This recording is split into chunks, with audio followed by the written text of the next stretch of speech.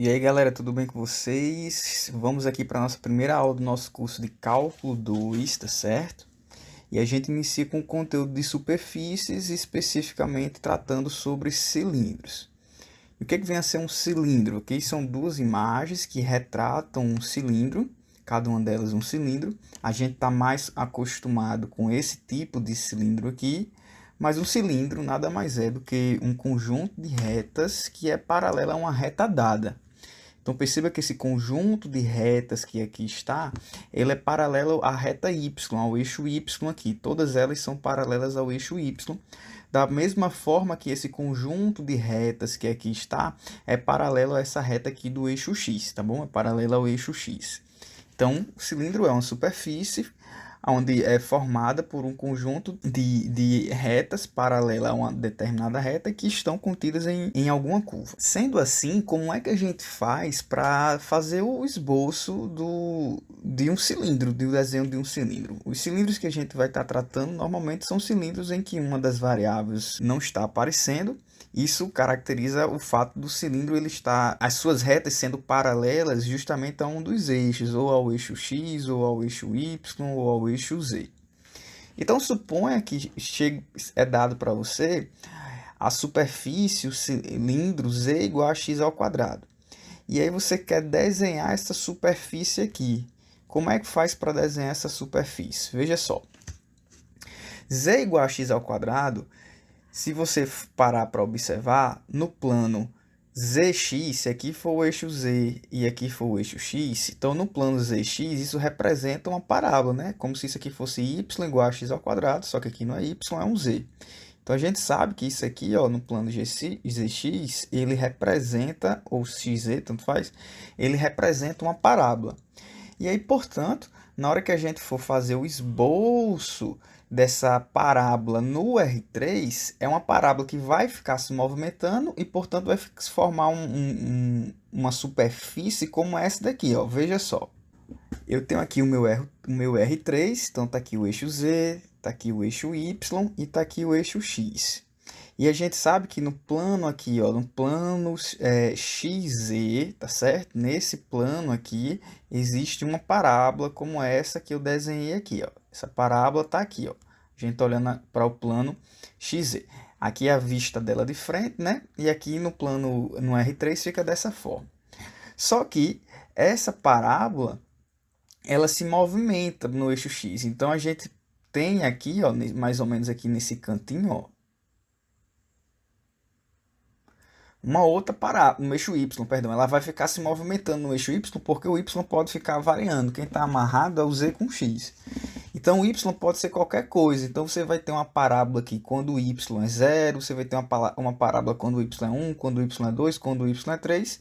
Como ela fica se movimentando, você vai ter aí essa curva, mais ou menos assim, ó, que representa o cilindro da nossa questão. Então está aqui essa curva que representa o cilindro da nossa situação. Perceba que como não tem o eixo Y, a curva ficou sobre o eixo Y, que é justamente essa curva aqui. Aqui a imagem retrata essa curva. Aqui no meu caso eu estou mostrando a vocês como é que a gente faria para desenhar sem ver o desenho, né? Sem saber como seria o desenho. Então está aqui o nosso primeiro cilindro. Vamos ver como é que faz a B, C e D. Então, na B, agora, a gente tem essa figura x ao quadrado mais y ao quadrado igual a 1. E você tem que saber o que essa expressão representa no plano xy. No plano xy, isso aqui representa uma circunferência. Quando você olha para essa equação, e aí é necessário a habilidade do aluno ao identificar que essa equação representa a equação de uma circunferência. Tá certo? Uma circunferência de raio 1, uma circunferência centrada na origem e de raio 1. Só para lembrar, a equação de uma circunferência é dada por a equação genérica, a fórmula é dada por essa expressão aqui, ó, é x menos h ao quadrado mais y menos k ao quadrado igual ao r ao quadrado. Nesse caso aqui, ó, o meu h estaria sendo 0, o meu k estaria sendo 0, h e k são as coordenadas do centro, isso aqui é a equação genérica de uma circunferência. E aqui, portanto, essa expressão eu tenho, como H e K está sendo zero, eu estou dizendo que o centro é na origem, ou seja, no ponto 00, e o r ao quadrado está sendo igual a 1. Isso significa que o raio é 1, né? Porque se r ao quadrado é 1, quem é que ao quadrado dá 1 é 1. Então, o raio também é 1. Então, é como se no plano XY, tá certo? Ó, no plano aqui, no plano aqui XY, a gente tivesse aqui, ó, número 1 aqui, número menos 1 aqui, número menos 1 aqui, número menos 1 aqui, e aí tem uma circunferência passando por esses camaradas. Tá bom? É uma circunferência de raio 1. Aí a gente tem que imaginar agora essa circunferência no R3. Como é que essa circunferência no R3 ela vai se comportar? Então, quando a gente desenha o R3, a gente tem uma expressão mais ou menos assim, né? É uma imagem mais ou menos dessa forma. E aqui, ó, no plano XY, tá certo? No plano XY, a gente tem uma circunferência. Então, eu vou tentar desenhar essa circunferência aqui, ó. Ela vai ficar com um aspecto meio oval. Perdoe a falta de precisão, é porque desenhar aqui na mesa não é tão simples, mas essa circunferência aqui no R3 está aqui nesse cantinho. E aí, como não tem o eixo Z, você vai ter uma circunferência aqui, ó, nesse pontinho aqui, o Z vale 0. Aí você vai ter uma circunferência no Z igual a 1, no Z igual a 2, no Z igual a 3. Você vai ter um conjunto de circunferências, uma infinidade de circunferências, o que nos faz afirmar que essa expressão, essa superfície, que no R2 é uma circunferência, no R3 ela vai representar esse cilindro aqui, que tem justamente, ó, esse formato. Tá bom? Então, eu identifico que no R2, perceba que, assim como eu fiz na letra A, eu identifiquei no R2 qual era o aspecto da figura, e aí eu pego essa figura e fico movimentando no eixo. Aqui foi uma circunferência que eu fiquei movimentando no eixo Z porque não tinha Z. Lá era uma parábola que eu fiquei movimentando no eixo Y porque não tinha Y. Então, a ideia basicamente para se desenhar cilindros, né, é você pegar a curva, na verdade, em qualquer expressão, qualquer equação do R3 que não tem uma das variáveis x, y, z, você imagina qual é a curva naquele plano das variáveis. Aqui as variáveis são x e y, então eu imaginei a curva no plano xy e depois eu pego essa curva e fico movimentando ela na variável que não aparece na equação. Como a variável que não aparece na equação é a variável z, então eu fiquei movimentando a circunferência aqui no eixo z, sobre o eixo z, eu formo um cilindro. Isso aqui é só uma parte desse cilindro, viu, pessoal? Esse cilindro também vai para baixo, tá certo? Estou desenhando aqui para cima, mas ele também vai para baixo. Porque o z pode ser menos 1, menos 2 e por aí vai. Isso aqui é só uma parte do cilindro. O desenho é sempre uma parte da superfície. Vamos ver agora como seria a letra C. Bem, na letra C, a gente tem z igual a seno de y. E aí, se a gente for desenhar aqui, ó, de novo, no plano YZ, a gente tem que saber que z igual a seno de y, isso aqui é a senoide, né? A curva do seno. E a curva do seno tem mais ou menos esse aspecto aqui, ó. Essa é a curva do seno, até 2π. E aí agora a gente pega essa curva e tenta imaginar ela no R3. Então veja só, a curva, ela é no plano ZY, que aqui está, ó, ela vai ter esse comportamento aqui, ó, que é a do seno. Só que esse comportamento tá quando x, como não tem x, né, na expressão, esse comportamento aqui é quando x é 0, aí você vai ter esse mesmo comportamento quando x é 1, quando x é 2 e assim por diante. E aí, portanto, a gente vai ter essa expressão aqui, ó.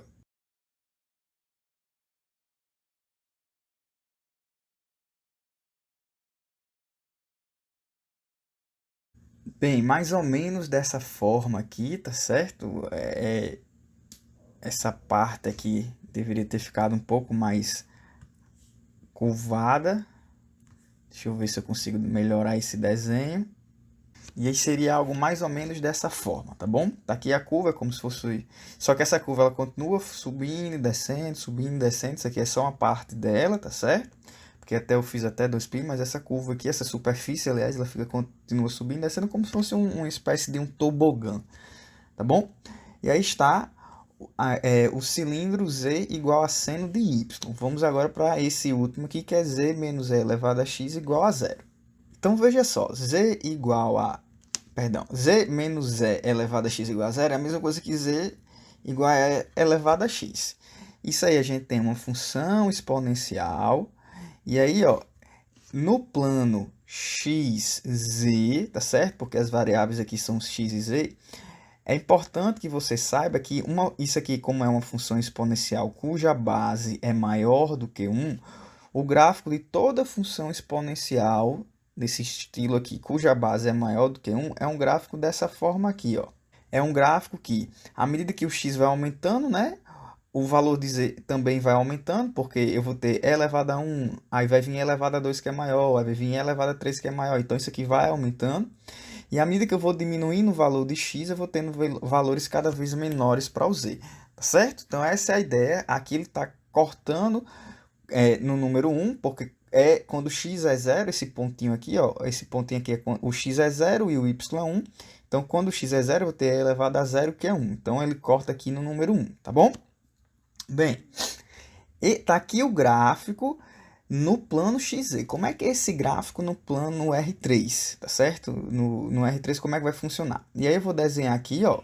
Estou desenhando aqui o R3 de maneira mais rotacionada, porque às vezes quando a gente faz o desenho de maneira mais rotacionada, fica mais fácil de fazer o esboço da superfície, tá certo? Então, ó, no plano ZX, que é esse plano aqui que eu vou desenhar agora, que aliás ele já está desenhado, vou só prolongar aqui o X, ó. A gente no Z aqui vai ter o número 1, e aí a curva, ela é mais ou menos assim, ó. Essa curva ó, no R3 está aqui, só que essa curva ela vai se movimentar no eixo Y, porque eu vou ter a mesma curva quando o X é 1, perdão, quando o Y é 1, quando o Y é 2, quando o Y é 3, essa junção de várias curvas vai formar a superfície. E aí a superfície teria mais ou menos esse desenho aqui, ó.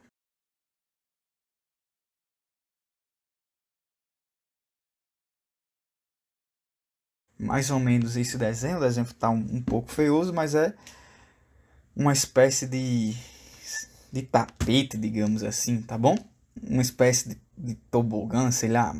Mas essa curva ficaria mais ou menos com esse aspecto aqui, ó. Perceba que sem tocar lá o plano XY, tá certo? Não vai tocar, ela vai chegar muito igual aqui, como ela vai chegando muito perto do X aqui, ela vai também chegando muito perto do plano desse plano aqui, que é o plano XY, tá bom? Bem, pessoal, tá aí o esboço. Essa parte aqui esse parte do Y, ele está por baixo da imagem, tá certo? Então, é uma parte que está tracejada, está por baixo da imagem, tá bom? Está por baixo da superfície e a superfície fica dessa forma. Toda essa superfície está acima do plano XY. Tente visualizar aí. Essas visualizações elas ficam mais fáceis de ser enxergadas se a gente utilizar o GeoGebra 3D.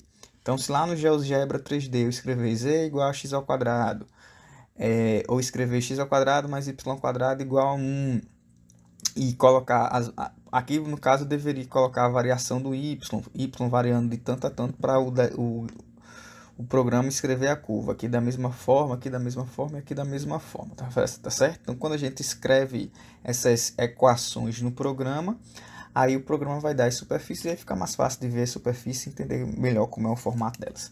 Esse meu desenho aqui ficou bem feioso, mas no GeoGebra Lab você vai ver que fica bem bonitinho. Bem, eu paro essa aula por aqui. A gente falou sobre superfícies, especificamente sobre cilindro. Espero que tenham gostado. Até a próxima aula. Tchau, tchau.